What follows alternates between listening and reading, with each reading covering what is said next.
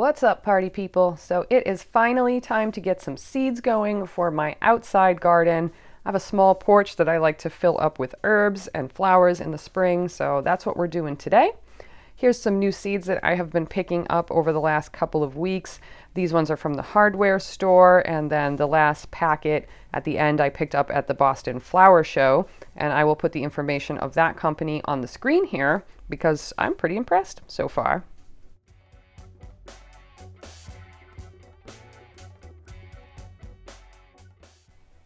So here is my soil, and I have actually switched mediums to a cocoa-based product. This is from a company called Green Tree, and I'm so much happier with this. It actually lets water flow through it, whereas the peat-based mix I was using seemed to just harden into a brick. I also have my little seed starting trays from Dollar Tree, and those little plastic pots are also from Dollar Tree. So we're going cheap this time around. The drip tray that they're sitting in was actually from my boyfriend's gardening store. He works at a hydroponic store, and I just had that left over from last year, so I gave it a good wash and then tried to fit as many things into here as nicely as I could. Also got my awesome Rainmaker spray bottle from my boyfriend's store. If you guys are looking for like some high quality garden stuff, I definitely recommend checking out like Hydroponics and Cannabis grow stores. You'll find some excellent dirt and supplies there. So me and my Snuggie on my cold ass floor are gonna get going. We're just gonna wet the soil a little bit here. I'm gonna properly water things later, but I just wanted to get the soil a little bit damp. And you're going to gently put the dirt into the pods. You don't want to pack it in there and stuff it down because that will make the tender roots have a hard time pushing their way through the dirt. So you just want to gently pack it in there and just tap on it to make sure that the dirt is securely in there.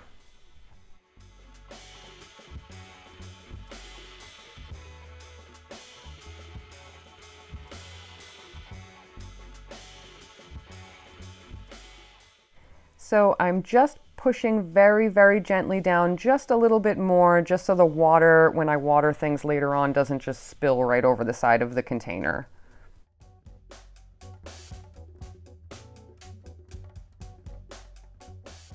Sometimes I will use just a regular old chopstick to make my seed holes if I don't want to use big clumsy fingers. So that's an option for you.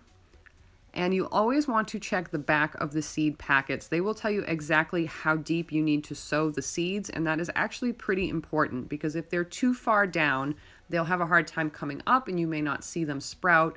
And if they're not far down enough, they may not have the moisture needed to germinate. You also might notice two different sets of directions, and I'm going to follow the transplant directions because I'm starting my seeds indoors. As you can see, the nasturtium seeds are enormous, which is why they need to be planted deeper than many of the other seeds that you will see me planting.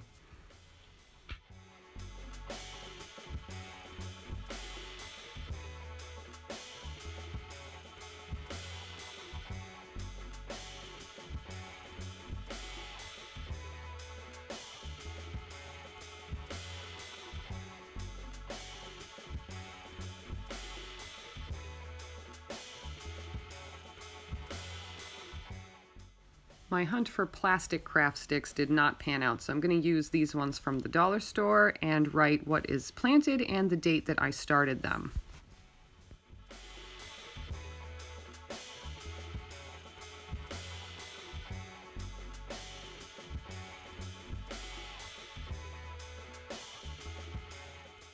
The rest of the seeds I'll be planting only need to be just covered with a little bit of dirt, so that's what I'm going to do for the rest of them.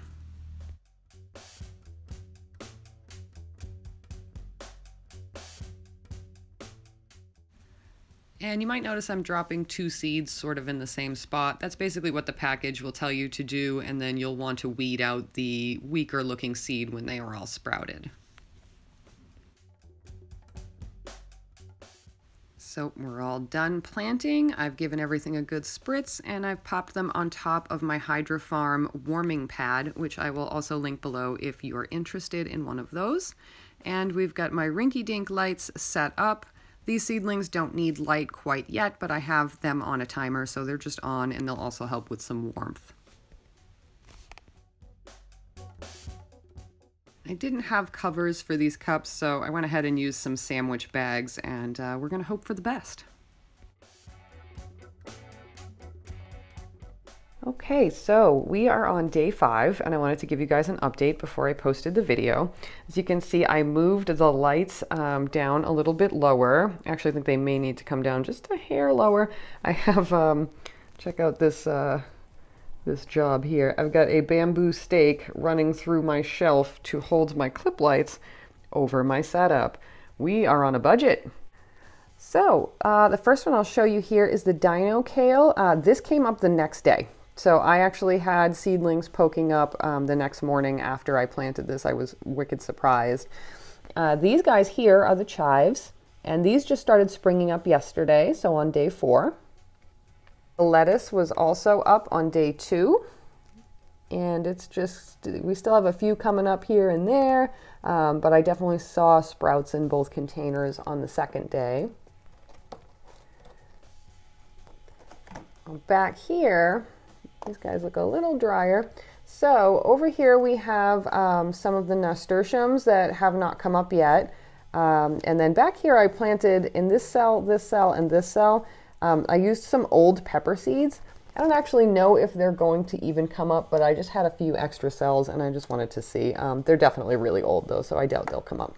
But these right here are Dancing with Smurfs cherry tomatoes. So pretty excited to check those out. I'm going to give that guy a little spray too. It looks a little dry. You have to keep an eye on these because when it's right under the light, sometimes it will dry out a little quicker. And then right here, I have more cherry tomatoes. These are the Honey Drop cherry tomatoes. And this other cell is the nasturtiums that haven't come up yet. Now these guys are doing pretty good. They were looking a bit leggy, so that's why I want to move the light down just a bit. And then that should take care of that problem. And then over here we have the basil. I have 6 cups of basil here. I didn't plant too many seeds in each cup because I didn't want them to choke each other out, but I kind of wish I did a couple more. But as you can see, they're just starting to come up. And this guy I just spotted either last night or this morning. So day 4 or 5, those are starting to pop up. And I have, it's not a terribly scientific test, but I am really starting to get convinced that one of the light bulbs that I use is just vastly superior to the other ones. And I turned this around last night, so if I didn't do that, all of the growth would be, you know, right here. Now I say this is not totally scientific because there's a lot of variables here. This row here was nasturtiums, and they do tend to take a lot longer to come up. But the basil, that didn't start coming up till this morning, and I think the difference is, here is my Sunblaster light, and here's one of those stupid pink lights from Home Depot that I don't think has ever done anything impressive for me. I actually meant to change this the other day, and I totally forgot. So as I was filming and saying, oh, you know, look how great this bulb is, I realized that this one was still the crappy one. So we're going to change that out, and then I will see if that speeds things up or if there's any real difference. But yeah, I thought I would tell you guys about that. And if you want to see the shop lights that I have been buying from Amazon, these 2 are older, that's why they're all banged up. I'm actually going to swap them out for these newer ones that I have hanging over here and here, which is this one here. And I will link this down below as well. If you want to check it out, you can. And feel free, if you don't want to use my affiliate links, if you're against that sort of thing, that's totally fine. Just copy and paste the name of the product and then paste it into Amazon, and you can get it that way. So that's all I have for you right now. I will, of course, update you on how these seedlings make out and see if we actually get them to live up to their full potential. I hope you found this helpful. If you do, consider giving the video a thumbs up. It helps me out a lot. I'll see you next time.